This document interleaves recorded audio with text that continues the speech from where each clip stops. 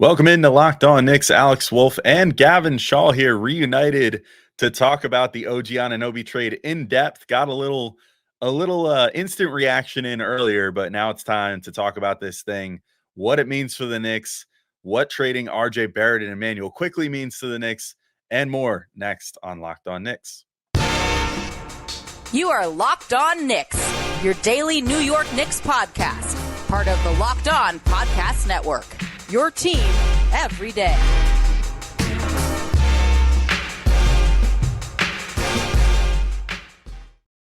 All right, welcome in to Locked On Knicks. This episode is brought to you by PrizePicks, the easiest and most exciting way to play daily fantasy sports. Go to prizepicks.com/LockedOnNBA and use code all lowercase LockedOnNBA for a first deposit match up to $100.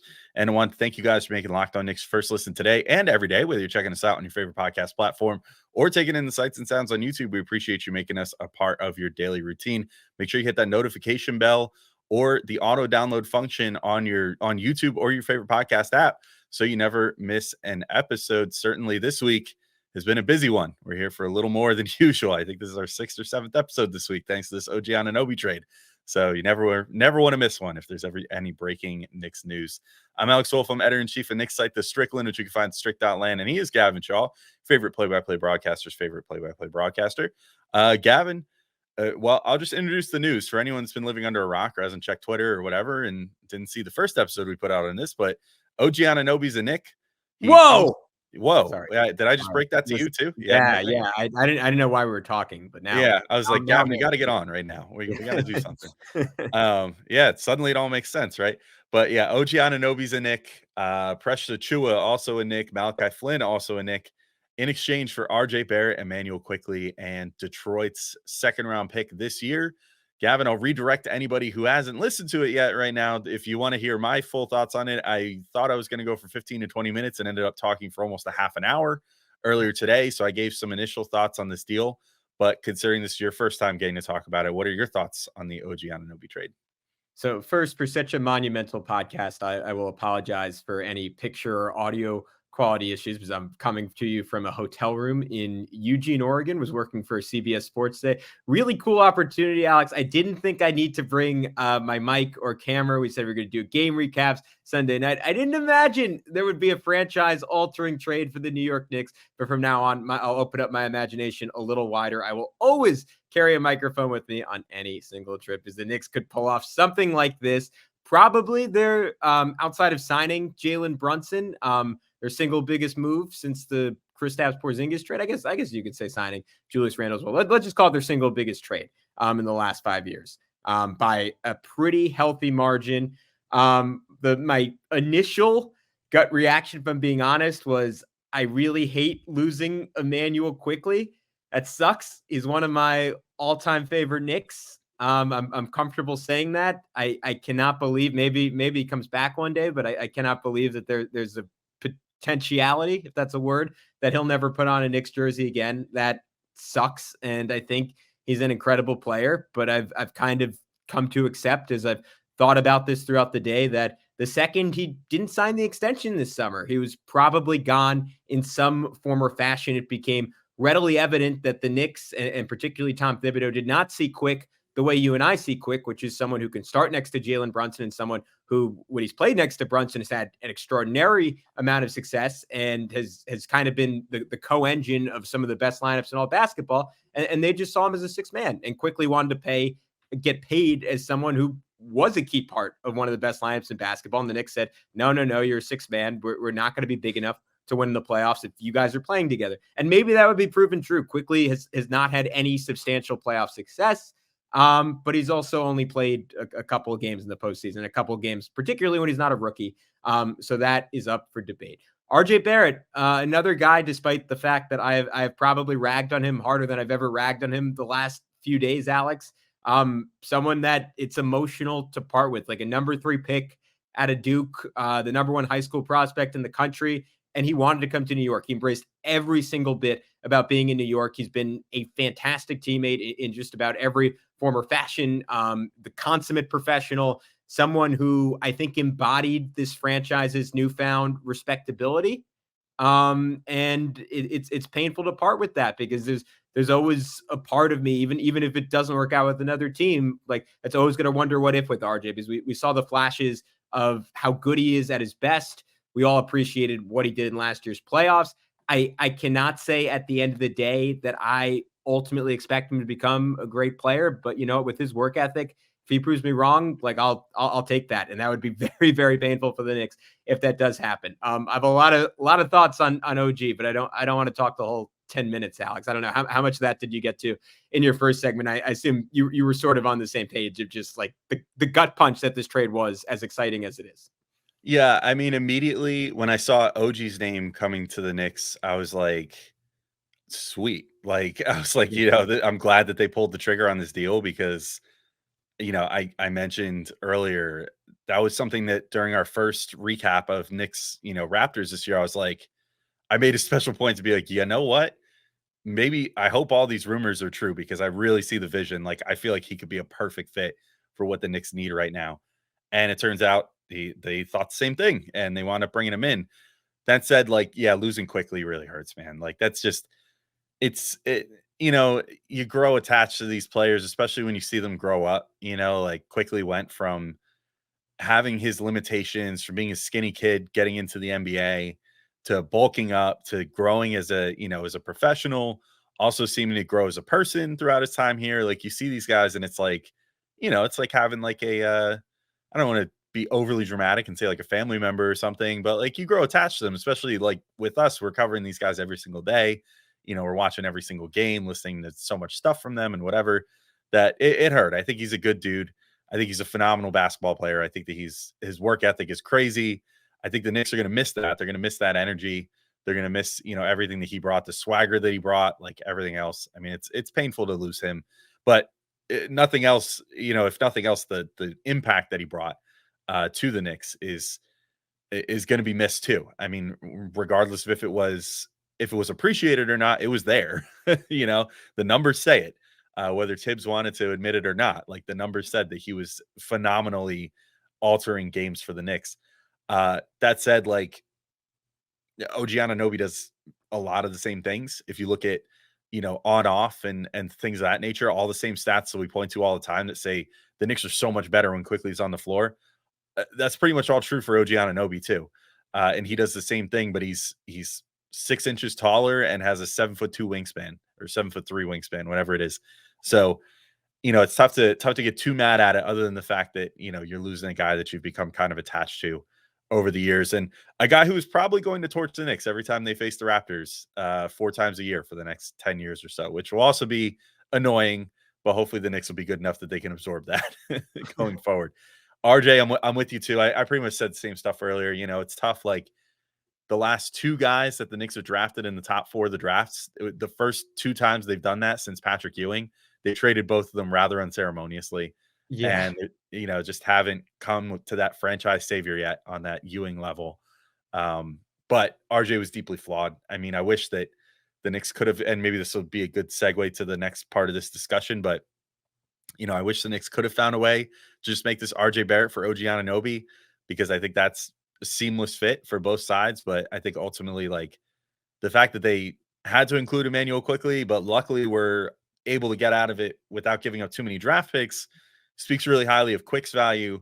Also sort of speaks to where RJ's value was at going into this deal, which was that the secret's probably out around the league. He has some talent, but he hasn't realized a lot of it yet. And he's in his 5th year in the NBA, and like, he's got to start figuring that out sooner than later.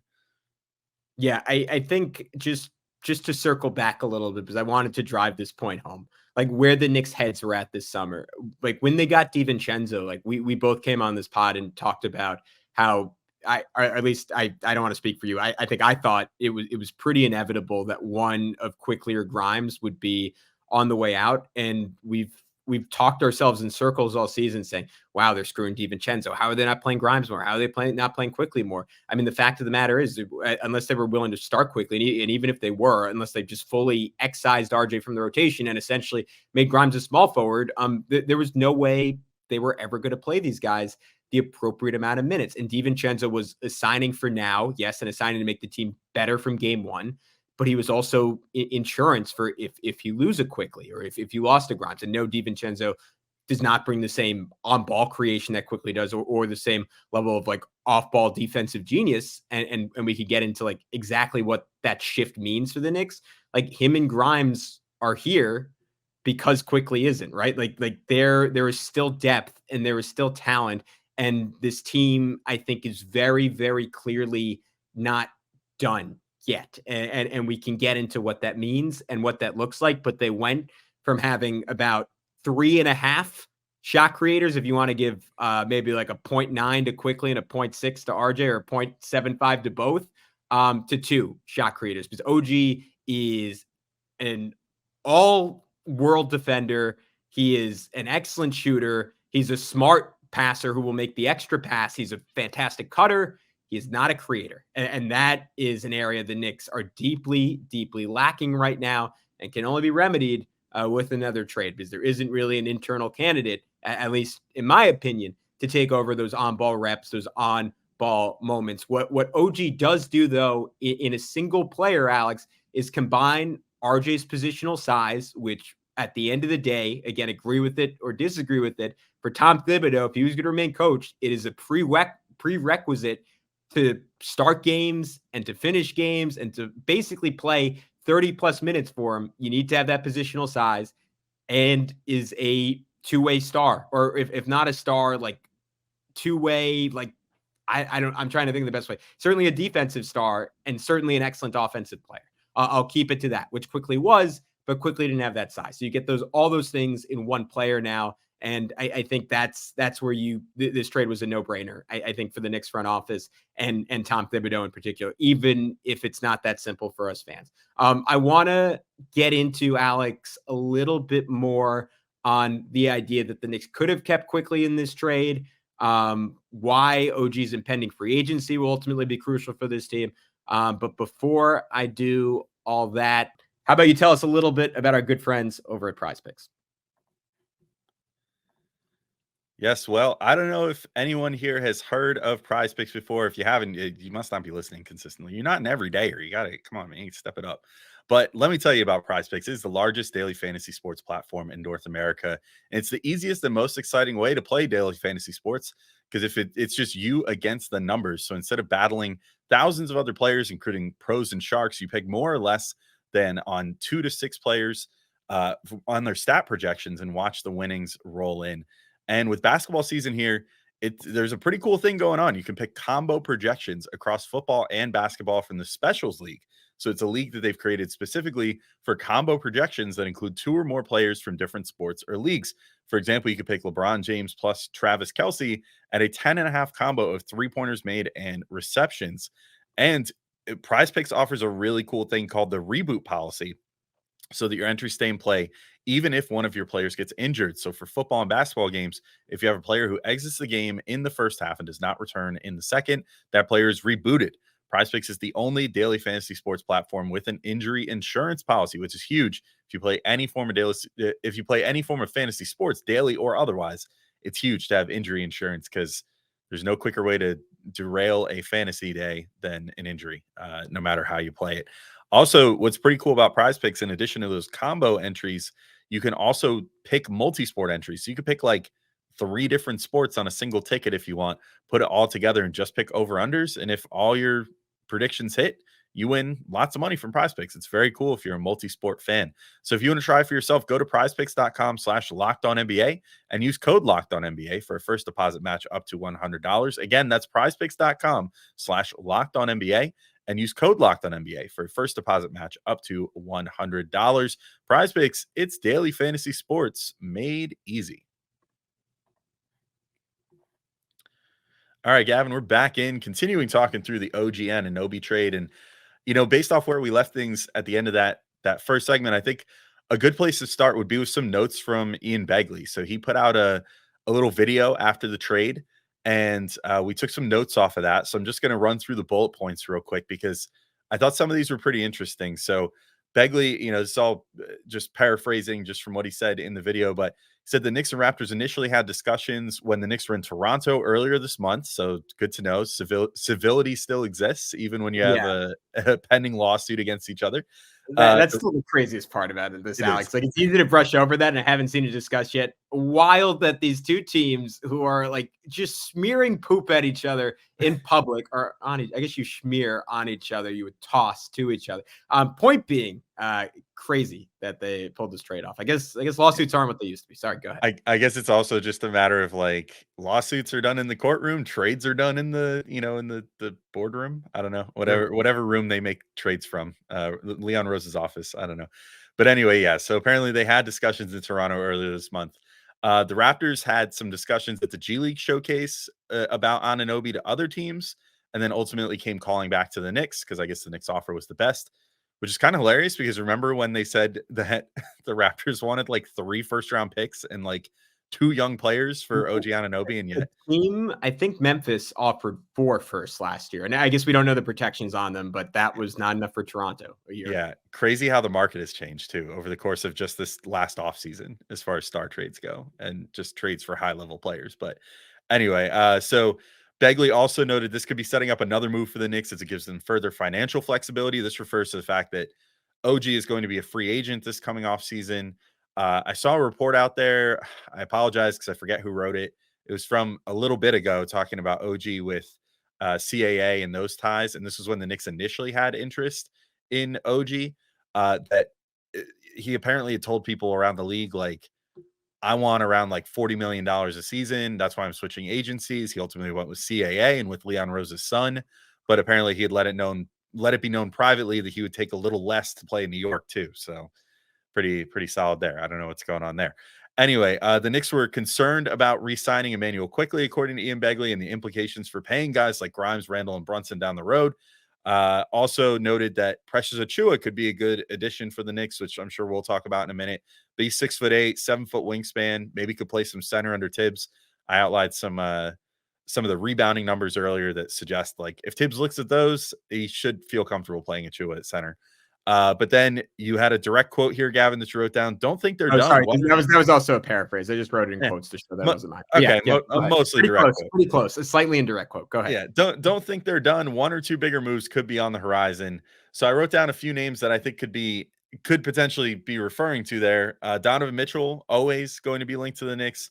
DeJounte Murray has been linked to the Knicks lately. There was that whole story about like the Knicks want DeJounte Murray, but Rich Paul doesn't want him in New York. It's like, oh, I wonder why that's coming out now. Maybe because they're actively making calls. Also, DeJounte Murray changed his profile picture on Instagram to just a black picture and deleted all posts or mentions of the Atlanta Hawks in there. So that's a little interesting too. But then maybe there could be a surprise other player that comes into play. Devin Booker, Kevin Durant come to mind, with Durant allegedly being unhappy in Phoenix, although he's been like super balling out ever since that came out. So who knows what's going on there. But Gavin, you mentioned at the end of the last segment, could the Knicks have maybe done this without Immanuel Quickley? I think the answer is yes. They probably could have, but I think it would have cost them picks. And in my opinion, and I said this earlier, I think the fact that they didn't include really any picks out of the war chest here suggests that they are far from done and that they might not even be done in the next few weeks as far as making big, potentially earth-shattering moves to improve this team. Yeah, I think it's interesting to imagine. Let's just say they kept Quickley, right? And your lineup is Brunson, Quickley, OG, Randall, and then either Mitch or Hardenstein.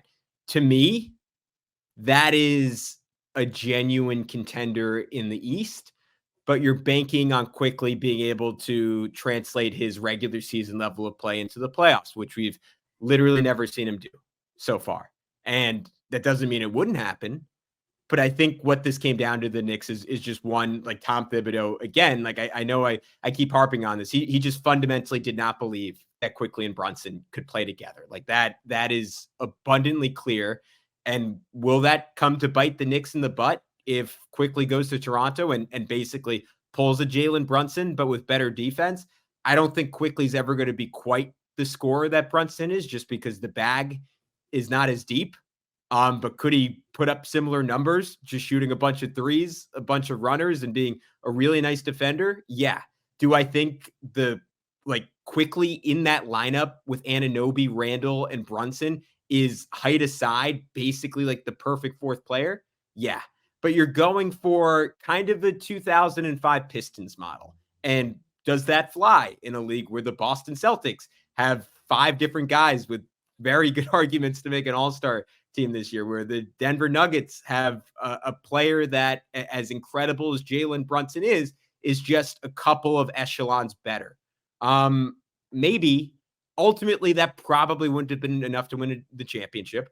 Obviously, what the Knicks have right now is not enough to win the championship. But to your point, all those picks at least give you the possibility that when the next guy becomes available, you can go and get him. The issue remains for New York that they're still going to get outbid by some teams. The Thunder can pay more. Even teams like the Jazz and the Rockets can pay more just in terms of sheer pick equity. And if you're the Knicks with Quickley and RJ gone, you also have less players to deal in that kind of deal, right? Like who's the centerpiece going out? Is it Julius Randle? Are you bringing in someone who's so good that you can replace him and be a title contender? Like, I think there are still very real questions here. And as Begley noted, as basically everyone's noted, it seems like another move is inevitable because this team is good right now. They are still a possibility to lose in the first round. They're unlikely to get out of the second round. So what's going to happen? They're closer to being a championship contender than they were yesterday, but in some ways still very, very far away, I guess is where I'm at. Yeah, and they do find themselves in a really interesting place financially too, because for all the talk of like they freed up some more financial freedom for this coming off season or whatever, they now just kind of like, let's say that Precious Achua does really well and plays great at backup center for them this year. Now you kind of have the same problem you're going to have with Quickley. You might have a bunch of suitors going after this guy in restricted free agency this coming off season because he's another guy that was drafted in 2020, didn't get a new contract, and is going to be hoping to get that. And actually, I mean, I don't think it's likely, but the same technically goes for Malachi Flynn too. So like, you're gonna have another guy that is going to be in theory a restricted free agent. Maybe we'll have a suitor or two. If he plays really well, then you're stuck with another tough decision. And then that's saying nothing of the fact that you have OG Anunoby, who's going to want to get paid big time this coming off season and probably make $5, $6, $7 million more per season than what RJ Barrett was making.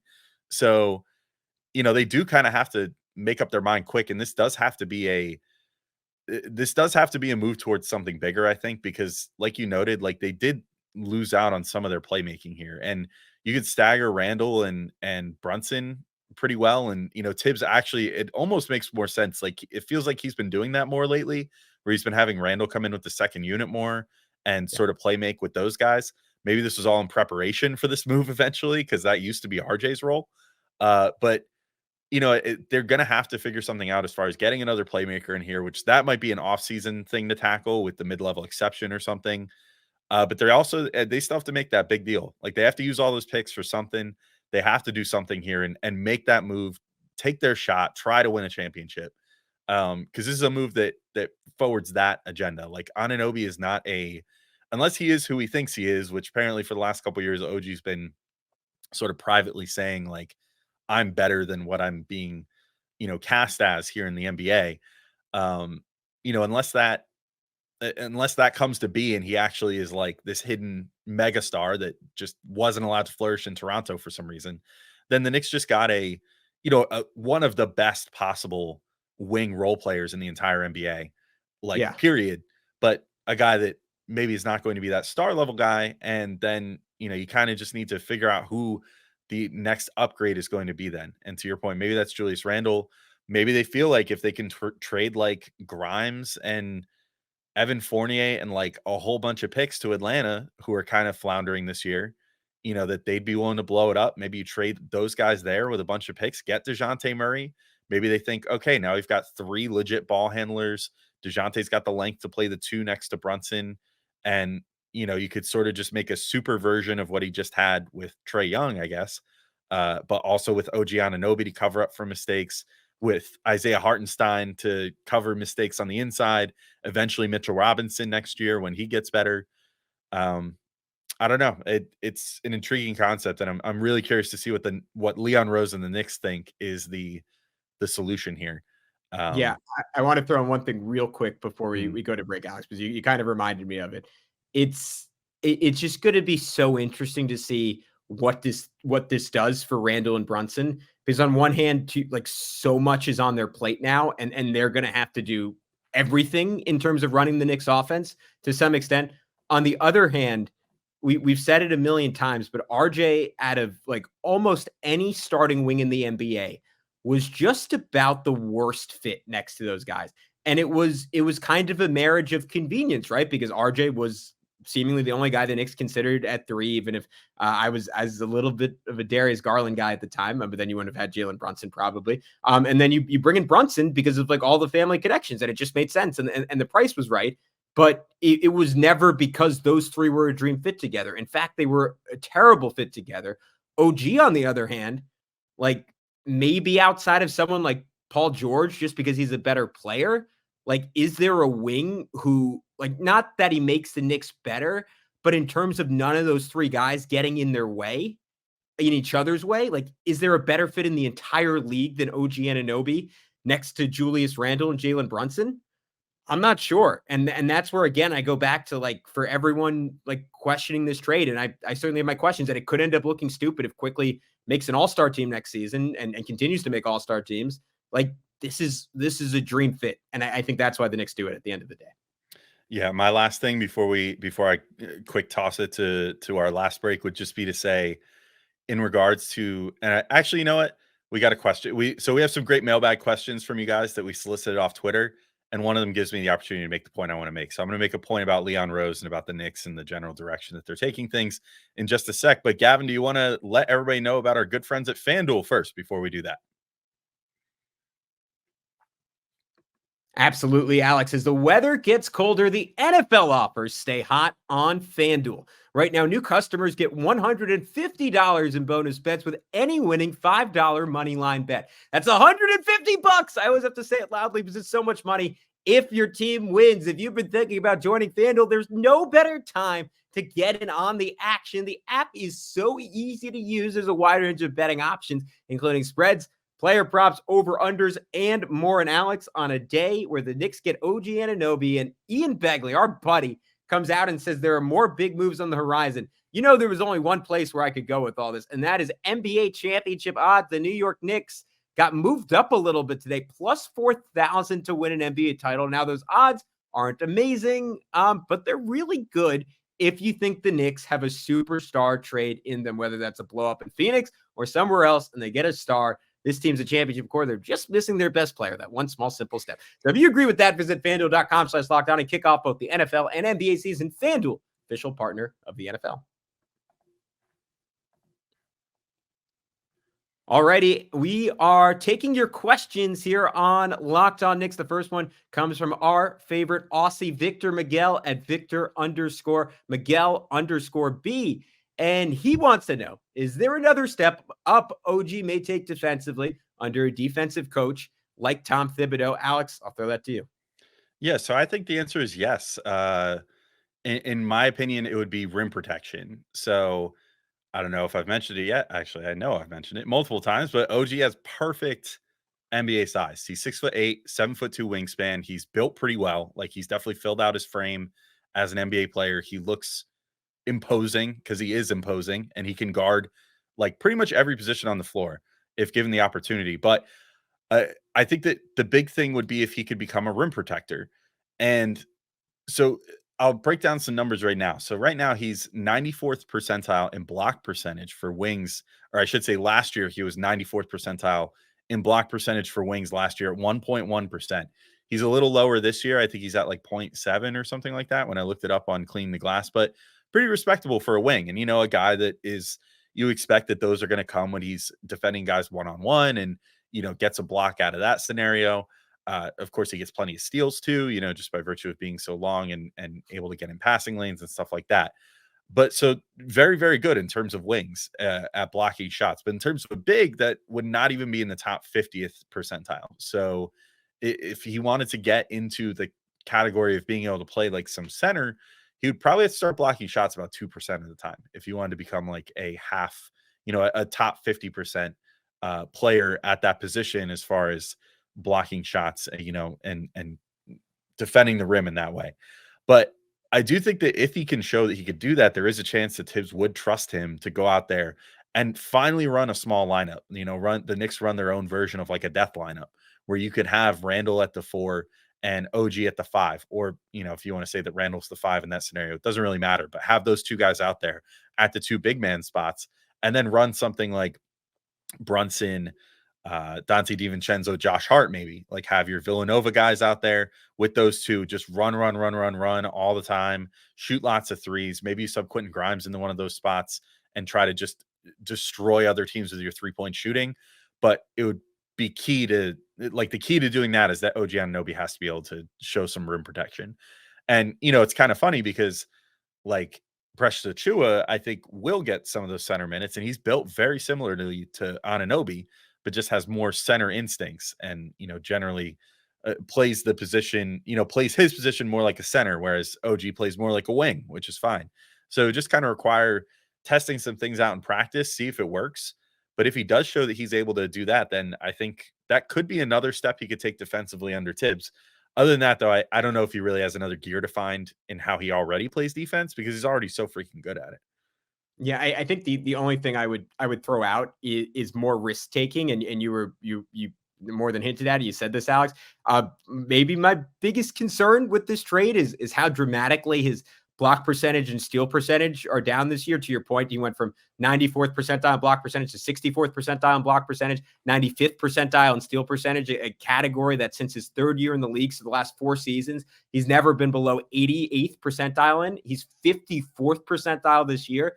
That almost makes me think there might be some kind of injury issue there, because I don't think going from 25 to 26, his athleticism suddenly dropped off a cliff. It is worth noting that he's fouling dramatically less this year. And this is the first year that he's been elite in terms of not fouling. He's always been kind of middling in that. And that was the trade-off for him being one of the better block and steal guys in the NBA. I think playing with Mitchell Robinson behind him next season, and maybe that's a little presumptuous on my part because it assumes that he resigns and it assumes that Mitch comes back, and the Knicks want Mitch to come back.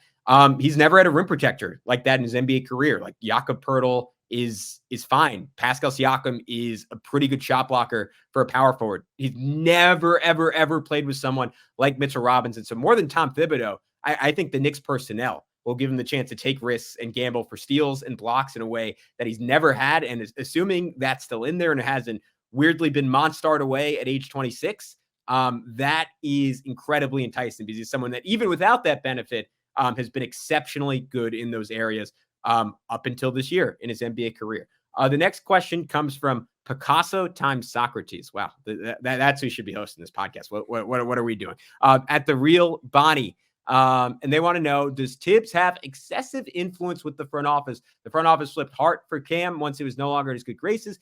Quick had a shortage on minutes and was traded after the bad sub down the stretch of the Thunder game. Tibbs's guys are always being brought in. So this is a fantastic point, Alex. It's one I've been making for the first half hour of this podcast.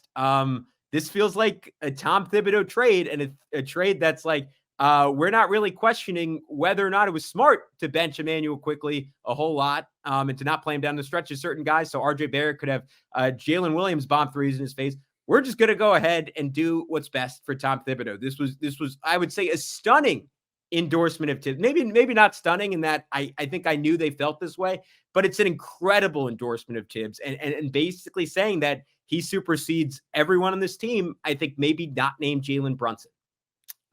I don't think I agree with that, to be completely honest. Yeah. I go the complete opposite direction. Granted, I think that Tibbs will really like OG Anunoby. I think that he'll like Precious Achiuwa, hopefully. That'll be his first test. Like, do you play Precious Achiuwa at center? And if not, then like play him at freaking center. Like, because if he starts just being like, oh, well, he could just spell Julius Randle and we'll keep bringing Taj Gibson off the bench. Like, no, that's not going to happen. That's not a thing I want to see. Especially because if I were to go back and say the biggest thing that showed me that this front office is not all about what Tibbs wants, over this offseason, they were like, oh, you love having, a consistent amount of like perfect puzzle pieces that fit your idea of what like a big man is and what a what a power forward is, what a small forward is, what a et cetera, et cetera. Well, we're going to just make it so you have to play Josh Hart as your backup 4. And that's that. So deal with it. Like those are the sort of moves that they've been making lately. As far as the 2 moves that were pointed out by, the question asker here, like Hart for Cam Reddish once Cam Reddish was no longer in good graces. Does anyone regret that still? Like, are you kidding me? That was obviously a win for the Knicks. Like, Josh Hart is a way better player, and they've been a much better team since acquiring him. So that had nothing to do with Tibbs and everything to do with just wanting a better rotation player than Cam freaking Reddish. And then the Quickley thing where it's like Quick had a shortage on minutes. It was traded after the bad sub down the stretch. Yeah, he got subbed out for RJ Barrett, who also got traded. I don't think that one incident did anything to affect the Knicks thinking here. I do think this front office, for whatever reason, maybe was in lockstep with Tibbs about not feeling as great about Immanuel Quickley, because if they felt great about Immanuel Quickley, they would have paid him in this offseason. But I also think that this move, if anything, sort of puts the screws to Tibbs and says, okay, like, we're starting to build like the real team now. Like, this is going to be the team that you got to win a championship with, or else we're going to find someone else that will, because they're clearly on that track now of trying to make themselves into like legitimate contenders, or they wouldn't have made this move, which I think is the most easily the most seismic move that Leon Rose has made yet. And, we'll see what comes next. But that brings me to the other thing that this was what I teased at the end of the last segment. My other thing that I wanted to say was, like, I don't think that this move is necessarily made for like Tibbs or made to be the move or whatever. I think Leon made this move because he knows that he's starting to finally play his hand. Yeah. And like, this is one of the most calculating dudes probably in a front office in the NBA. I mean, he ran one of the biggest sports agencies in basketball for years, maybe still the biggest, like just on pure volume alone, CAA. Like, he knows how the game goes. He knows how to keep things close to his chest until it's time to play them. We're starting to see a lot of reports coming out, a lot of smoke about the Knicks being involved with a lot of guys, whether it's DeJounte Murray, whether it's starting to make, calls again on Donovan Mitchell, or at least like monitoring that situation again. Like, they're ready to just finally do it. Like, I think they feel like they're ready to just play the cards, do the damn thing. And so, as far as how Tibbs factors into all that, I just think that the Knicks and Leon Rose are saying, look, dude, like, we believe in you and you've done well for this team for the last few years that we've had you, under our employ, but now it's time for this team to level up. So either make that happen, or like, if it hits the end of this season, especially if the Knicks make another move before the deadline and they don't look like they're making demonstrable progress going into next year, I don't know if Tibbs gets fired in the offseason, but certainly by like midway through next year, he would be on the hot seat because of that. Yeah, I guess my only pushback on your pushback is they went small. They did it for 35 games. How many games? Am I losing my mind? How many games in the season? 32 games. They did it for 32 games. And then they're like, all right, let's go back to how Tibbs always wanted to play. And I'm not even saying that was the wrong thing, or that this was the wrong trade. Just that they are, I think where we meet on this is just clearly they agree with Tibbs. It's not about them loving Tibbs and saying, all right, I think this is crazy, but you know what? You're the coach. Let's go with it. Like, I think Leon Rose probably views basketball largely the same way, and maybe slightly less to the extremes that Tom Thibodeau does. But I think they were in agreement. And again, like, I'm not sure if they were wrong. I'm pretty sure he was wrong to ever pick RJ Barrett over Immanuel Quickley on the court. I'm not sure they're wrong to pick OG Anunoby over both those guys. Like, that might be right. And Quickley and Brunson just might not have worked against some of the better teams in the playoffs. And we'll never get to know that. But we're going to find out what this looks like shortly. And then very quickly, I know you're not saying this, but if DeJounte Murray is like the checkmate move, like, consider me underwhelmed. Like there is a best version of him where you combine the defense on the Spurs with the offense on the Hawks, where that's really good and that's really appealing and that's really enticing. And the idea of him, OG and Mitch wrecking havoc around Randall and Brunson could be really good. He's not a great 3-point shooter. And I think whoever you have, like, if the Knicks are going to be capital T title contenders, like, has to be in some form or fashion better than Jalen Brunson. And I would not consider DeJounte Murray that personally. But next one, final two, or sorry, two of the final three come from Bugsy Sig at Bugsy Sig. Hashtag Knicks still seemingly need a third bench creator sans IQ. Any names you could see them going for after using Fournier's money? Norman Powell, Malcolm Brogdon, Colin Sexton, Jordan Clarkson all make around $20 million, but with additional years, which preserves that salary for future deals. Yeah, out of those names mentioned, I guess maybe I've never been a huge Colin Sexton fan. That hasn't really changed ever since the draft with him. So I don't particularly love going after him.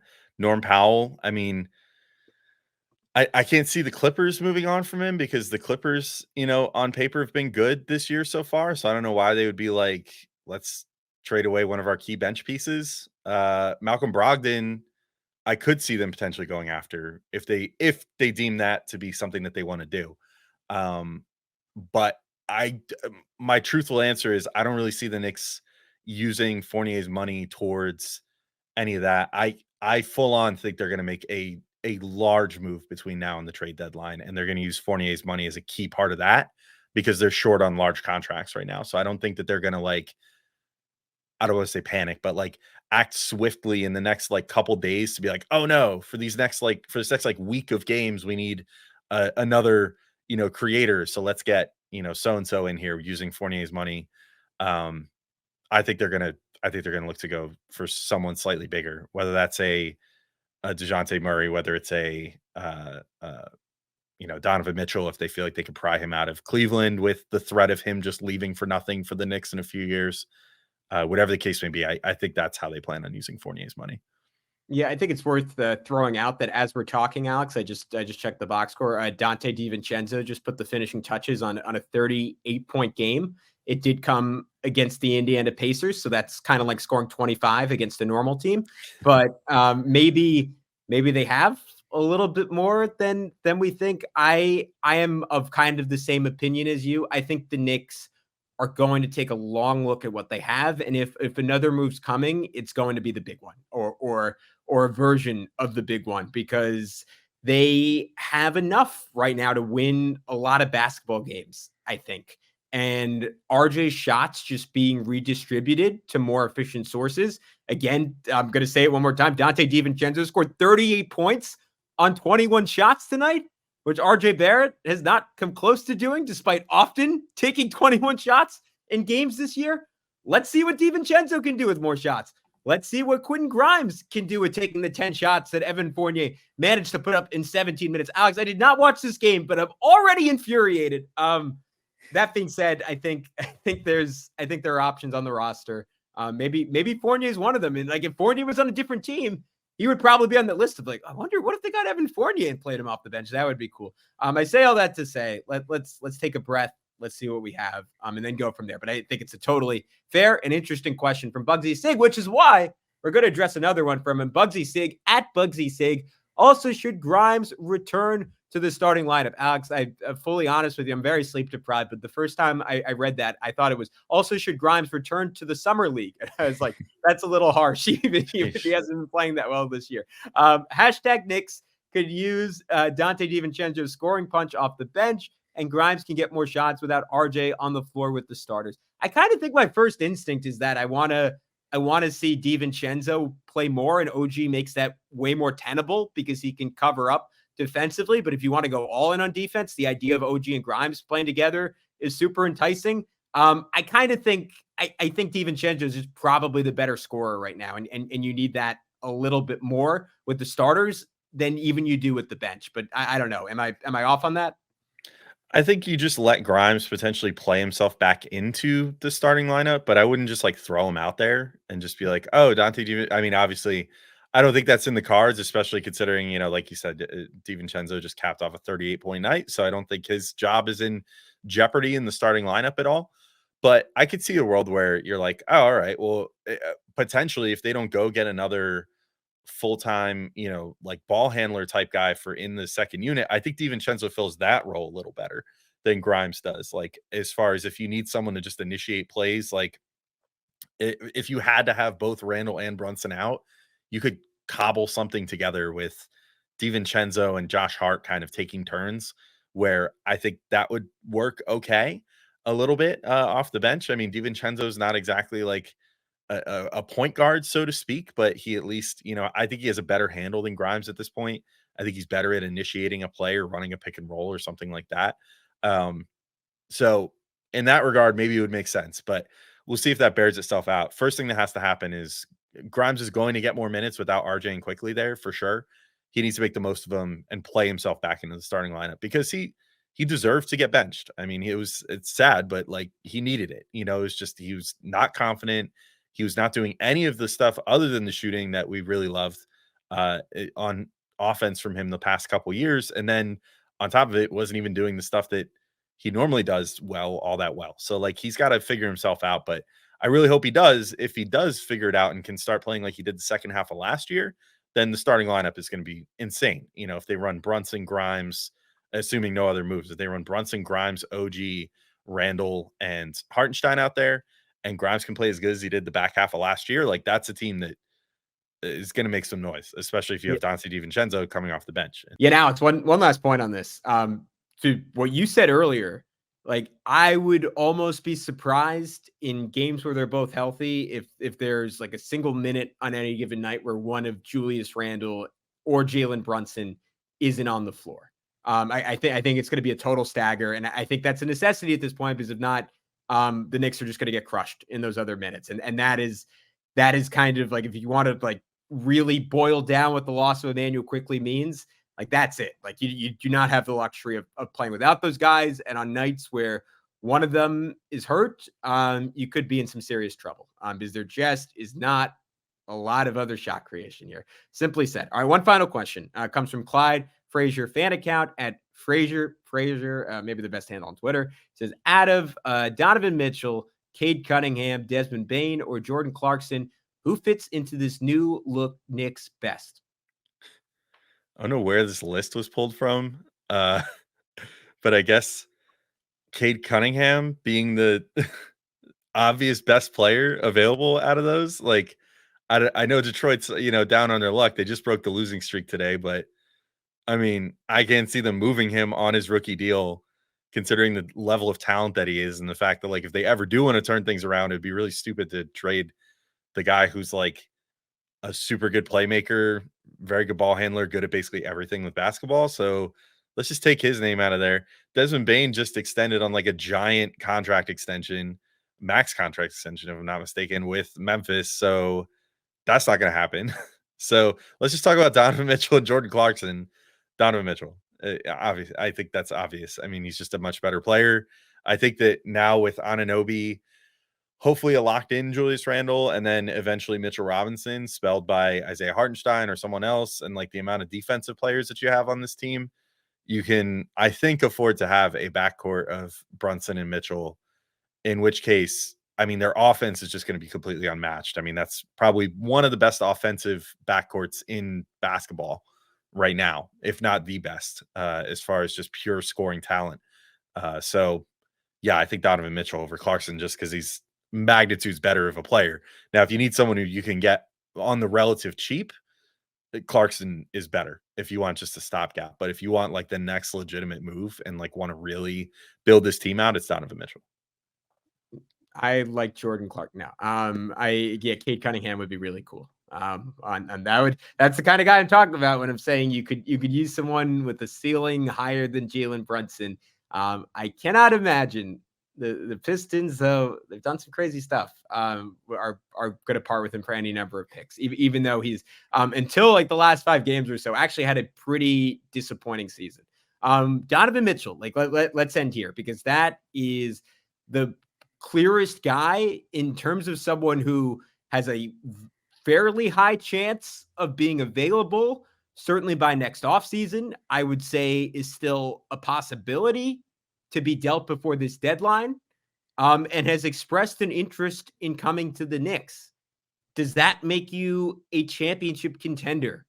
Like, it is a fascinating question because you're all of a sudden looking at a model that is very similar to the Cleveland Cavaliers, where you have a backcourt that has no business in terms of being a defensive backcourt that is capable of winning a title. that has all the offensive potential in the world, very similar to Garland and Mitchell. You have two elite defenders in Mitchell Robinson and OG Anunoby versus Evan Mobley and Jarrett Allen. The differences are Anunoby and Mitchell Robinson don't get in each other's way offensively the same way. Mitchell Robinson sort of gets in everyone's way offensively, but you have way more shooting to survive that versus when you had RJ Barrett. You have more than enough shot creation to survive that because of what Donovan Mitchell can do. And instead of having a questionable fifth starter, you have a questionable fifth superstar in Julius Randle, right? So the ceiling is just much higher than the Cavs. And to me, Alex, if you're asking me, like, we can throw out Devin Booker, Kevin Durant, Paul George, Kawhi Leonard, Joel Embiid, Giannis, if Milwaukee disappoints, the most realistic way this ends is with the Knicks doing what they didn't want to do 2 years ago and trade a whole bunch of picks for Donovan Mitchell. And man, would that be fascinating, because unlike last time, they actually have the infrastructure to kind of support it. Is there a world where Brunson and Mitchell just get picked on by the Boston Celtics every single play for a series, and it doesn't matter who the other defenders on the court? Yeah, that's possible. But I would take my chances, and I think at the end of the day, that is how this all ends, as we prophesized a summer and a half ago, with Donovan Mitchell wearing orange and blue and the New York Knicks competing for NBA titles. Yeah, I certainly hope that that's where it ends. And I guess only time will tell. So we got plenty of time to think about it. Maybe the Knicks have quick plans to make things happen here, if reports are to be believed or whatever. So I guess we'll see what the next few weeks hold. We've got roughly a month and change until the trade deadline. So it's going to be an interesting time to be a Knicks fan between now and then. But for now, we've talked enough about this. There's plenty more time to talk about OG Anunoby, including presumably New Year's Day, when he should make his Knicks debut. So that's all coming up next week. But until then, thanks for listening, and we'll talk to you soon. Peace out, everybody.